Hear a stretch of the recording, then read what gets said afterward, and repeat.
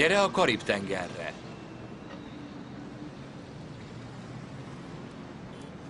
Házasodj és szaporodj.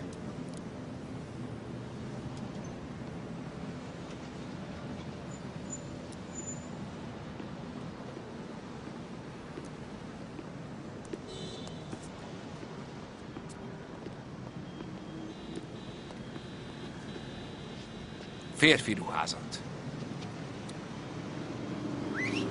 Ne gondolkodj. Zárva. Vásárolj. Ne gondolkodj. Ne ébredj fel. Hódolj. Köszönöm. Kösz szépen. Vásárolj. Ne gondolkodj. Ne ébredj fel. Hódolj. Nézd tévét. Engedelmeskedj. Ne ébredj fel. Vásárolj. Ne ébredj fel. Nézd tévét. Vásárolj. Engedelmeskedj. Vásárolj. Hódolj. Nézd tévét. Ne ébredj fel. Ne ébredj fel. Ne ébredj fel. Ne ébredj fel.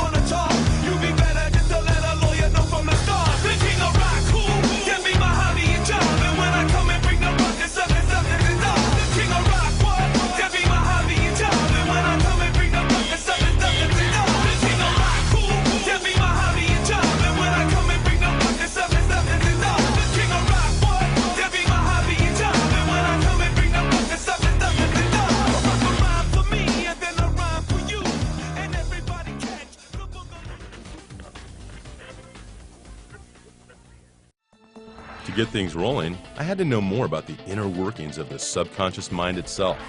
So we met with the man I consider the godfather of subliminals, Wilson Bryan Key. Wrote 4 books on the subject back in the 1970s and early 80s, including the bestseller Subliminal Seduction. You look at something, smell something, hear something, it's going into your brain at the speed of light almost, and all being retained. Now what comes out in terms of cognitive or conscious perception is very limited bits and pieces of this. One of the earliest acknowledgments of the unconscious process appears in some of Aristotle's writing, which goes back a good bit. Sigmund Freud was the first person to coherently probe the existence of the unconscious and postulate that people have a lot of emotions and drives that they're not aware of. Freud's theories were, at the time, very controversial.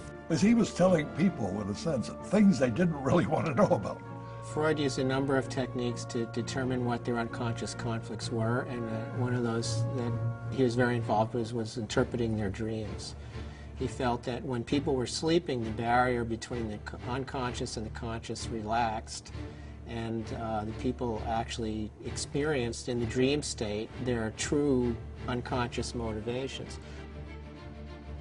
Freud wrote an interesting book on the uses of these things socially, and he warned these are dangerous toys to play with because we don't understand them, we're not likely to understand them, and they're capable of triggering off a pathological response.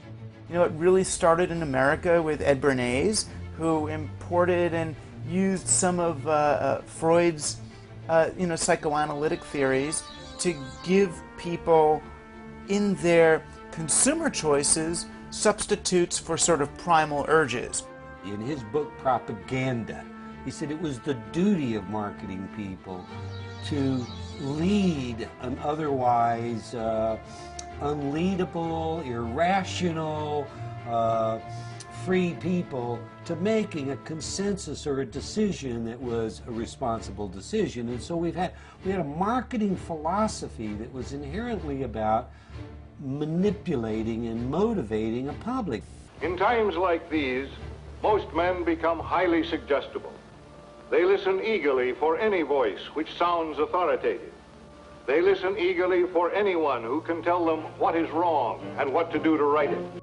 And the best way to sell is to find an access to the subconscious. So you're not just presenting a product or a picture or a celebrity in film. You're making that accessible to the unconscious processes of millions of people. To be effective, a subliminal message has to either stimulate an unconscious anxiety or satisfy an unconscious fantasy. You discover very quickly that the human brain is extremely sensitized to things that deal with the beginning of life, reproduction, sex, as we vulgarize it, and the end of life, death. Now, if you can plant something in there that's strongly motivating, sex and death, the unconscious will remember that for a long time. We don't know for how long. According to Key, examples of this type of subliminal embedding date back much further than we're aware. However, not everyone we spoke with agreed on this. Most people can see what they want to see in almost anything. And there's an author who's it's a sad and paranoid guy who sees sexual imagery and ice cubes and everywhere he looks. Is there any way you could call that something else? I mean, it's not a telescope, it's not a Leaning Tower of Pizza, it's a penis. The problem is we hide this stuff from ourselves. We don't want to deal with it. And once you come to terms with this, it turns the whole world upside down. If the medieval artists could do it, why not chicken McNuggets? I must admit that I too started questioning the Godfather's credibility when he claimed that SEX was embedded all over and even baked onto the Ritz cracker itself. The SEXs are all in the cracker. Makes them taste better. I love Ritz crackers. The fact that he made some allegations that are not credible doesn't mean that the substance of what he had to say wasn't, logical and totally persuasive. I decided to give Key the benefit of the doubt and hear him out on some of his other examples.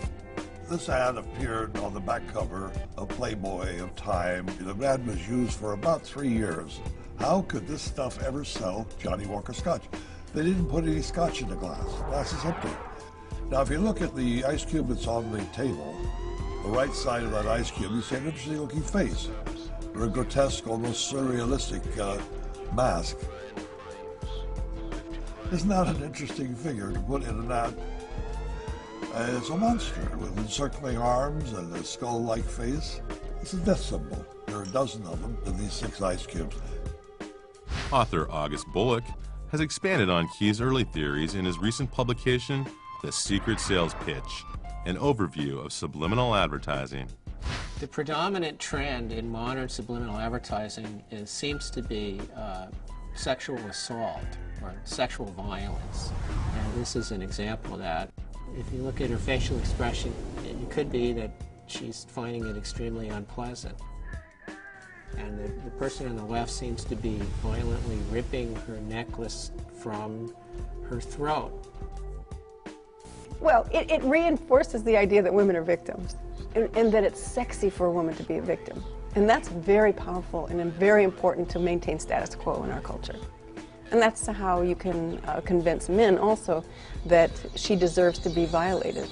She wants to be hurt. She's, look at her.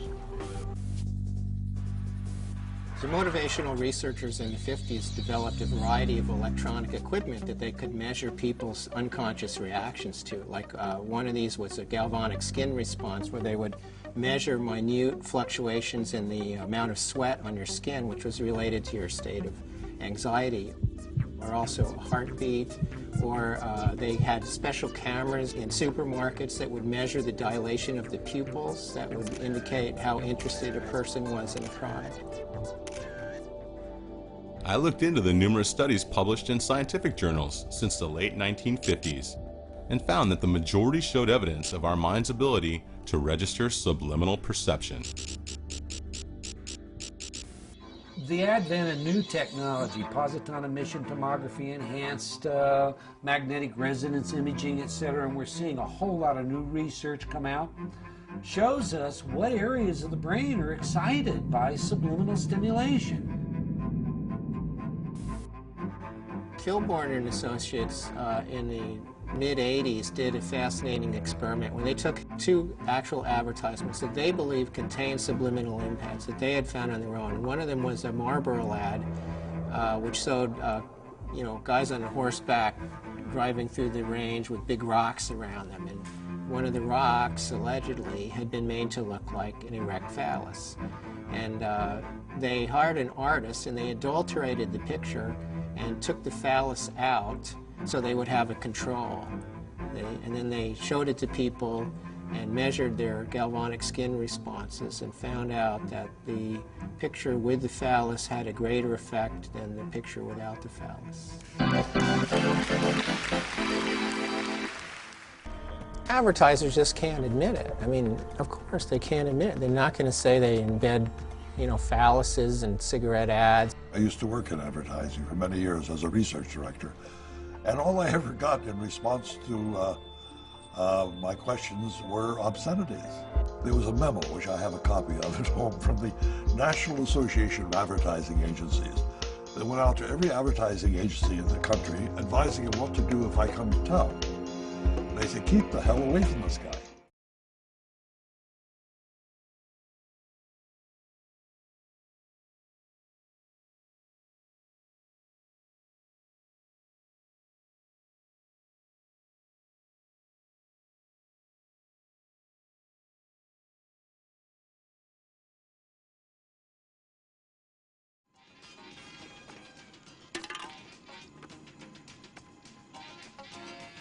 Mindig úgy vélte, hogy jobb lenne egy műköröm, mert annyi tennivalója akad? Ha amit ön szeretne, az egy gyönyörű, természetes küllemű, könnyen használható köröm, nem kell semmi más tennie, csak... Itt pulzusainkat már átalakították. Egy mesterségesen létrehozott öntudat állapotában vagyunk, ami álomnak tűnik. Átkozott hacker, már másodszor koszol bele az adásba. A mozgalom 8 hónappal ezelőtt kezdődött, mikor egy kis tudós csoport véletlenül felfedezte, hogy bizonyos jeleket küldenek a... Ebbe belesajdul a fejem. Nekem mondod? Biztos hónapokba telt, míg elintézte. A szegénység és nyomorúság egyre nő. A faji egyenlőség és az emberi jogok nem léteznek. Létrehoztak egy pusztuló társadalmat, és mi ebben is a cinkosaik lettünk. Mindent elkövetnek azért, hogy az öntudatot teljesen megsemmisítsék. Transzba ringattak minket. Immáron idegenek lettünk önmagunk számára, és másoknak is. Csak is a saját céljainkra összpontosítunk.